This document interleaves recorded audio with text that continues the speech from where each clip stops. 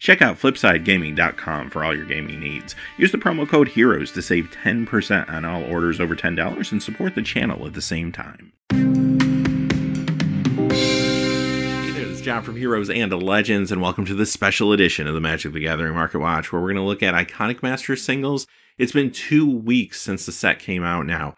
So the big question is, what's going on? Is it time to start thinking about buying singles? Should I wait a little bit longer? Well, this video is here to kind of help you through that as we look at the top 10 hottest cards right now and the top 10 coldest cards right now from the set.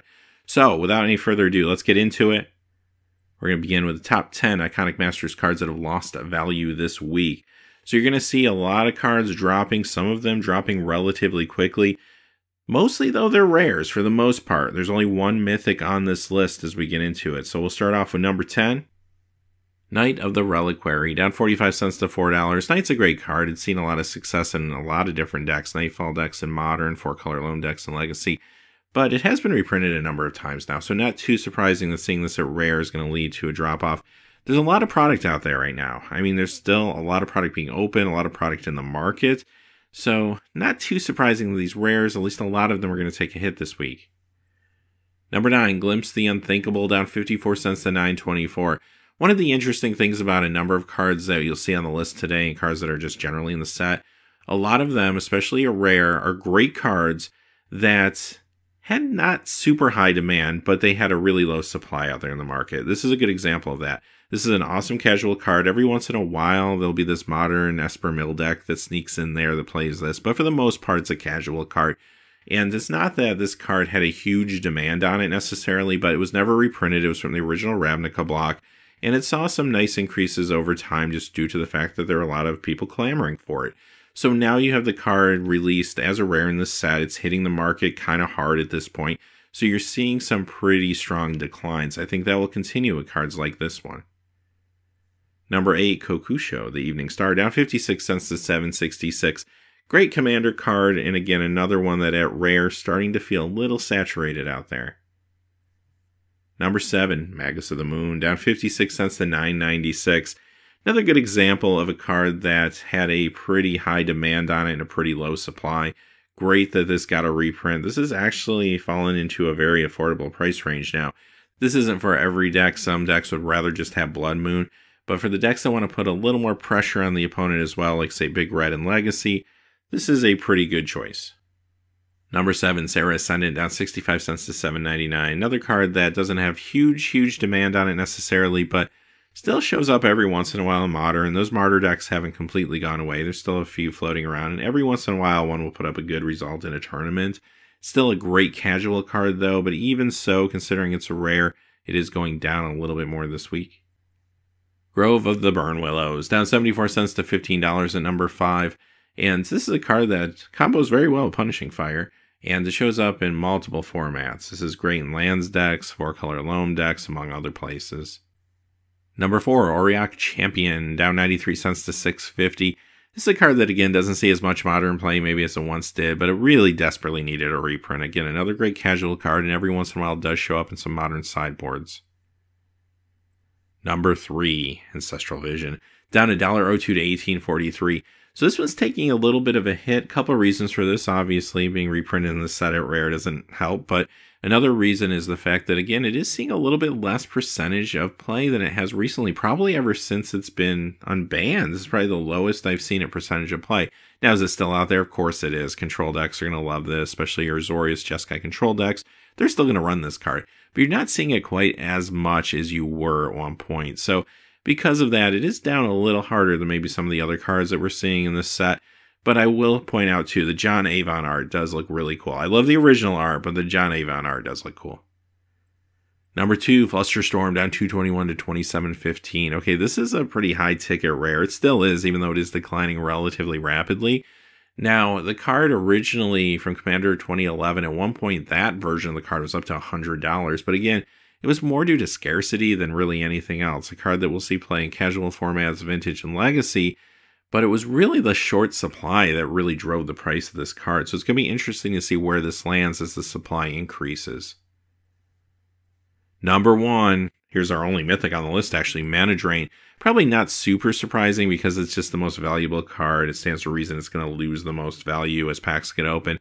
Down $6.56 to $77.94. So pretty significant drop this week overall. The card I mentioned a little bit last week, it is kind of a little strange because it's not a card that I feel like there's going to be huge demands over multiple copies for the most part. Commander players would like to pick one up, I'm sure. They don't need more than one. I mean, they can pick up more than one, but they don't necessarily need to play with it. Whereas Vintage players, they probably already have their 4. And I don't think this set is going to entice anybody to buy into a Vintage deck just because it's got Mana Drain in it. So I don't really think it's going to matter too much to Vintage players unless they really like the art and just want to collect it or, try to swap their old ones out for newer ones or something. But I think for the most part, you're not going to see a big impact there. So what happens with this card is more packs get open. I think it continues to go down, and I do think it will be sharp for a little while. All right, let's move on to the top 10 Iconic Masters cards that have gained value this week. And you're going to notice very, very conservative gains here. Very little movement. A few cards just trying to stay stable. And there are some big ones, and maybe they'll pull it off. It just depends on how much of this product is really out there. Right now, it feels like the market's flooded with it. But one of the things that could have an effect on values going forward is how much of it actually gets opened. A lot of times sets will have more cards introduced into a marketplace due to their limited playability. People playing sealed, people playing drafts lead to a lot more cards being opened and sent into the marketplace. The problem with Iconic Masters is, even though it's an awesome environment, it is a little expensive to play. So do less players play this? Do they just move on to Unstable in a few weeks and then in January move on to Rivals? That could be the case. Even if there's a lot of product sitting out there, a lot of it might remain unopened. A lot of people may hoard the product because it is not super expensive. I mean, you can find boxes sometimes between $150 to $180.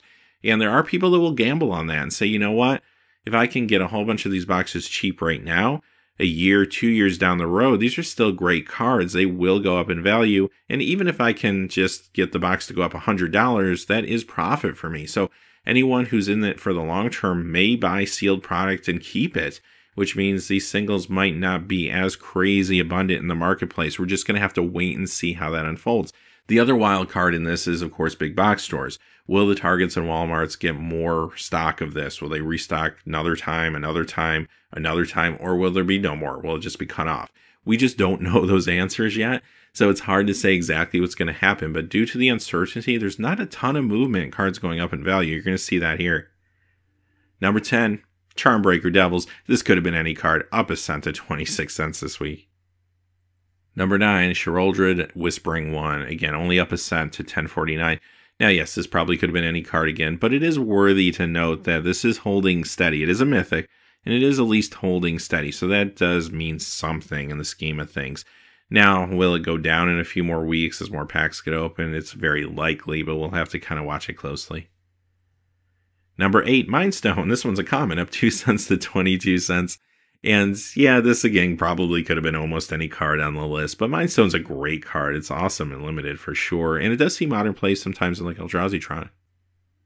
Number 7, Oblivion Stone, up 4 cents to 5.99. Again, worthy to note that this is a rare that's at least holding steady. Another card that sees play in Tron decks. Number 6, Cryptic Command, up 18 cents to 20.64. Now, this has been holding steady for a couple weeks now. It just does not want to fall below $20. And it does have new art, so that's going to help it along a little bit, especially for those who prefer this particular art, which I do think looks amazing. Now, I do think some players were not paying attention to a few of these really key rares in the set because they were blinded by the Mana Drains and the Horizon Canopies and such. So some of your workhorse rares, like Cryptic Command and the next one we're going to look at in just a second, they were maybe a little overlooked during the pre-release time period leading up to it for pre-orders and such. So I do think these cards, some of them going up in value, some holding steady, may hold steady at least a little bit longer. And again, it just depends on what's going to happen with the amount of product that gets out there. These will either stay steady and then slowly start to go up at this point, or again, these cards could start to drop if a lot of product gets out there and the market gets saturated. Number 5, Thoughtseize, up 19 cents to 15.99. So this is the one I was just alluding to. Another workhorse card a lot of people maybe overlooked. Holding steady again. It has that original Lorwyn art, which a lot of players love. I do like the Theros art quite a bit too. But the original art I totally understand, especially considering it was hard to find some of those Lorwyn Thoughtseizes. At one time, that card was actually up to $50 before this reprint was announced, so that was a little bit crazy, and I understand. It has darker art, has a fairy on the card too, which if you play a fairy deck, it definitely fits the theme. Number 4, Necropotence, another mythic, up 22 cents to $4.45. I mean, really great card. Does see vintage play too.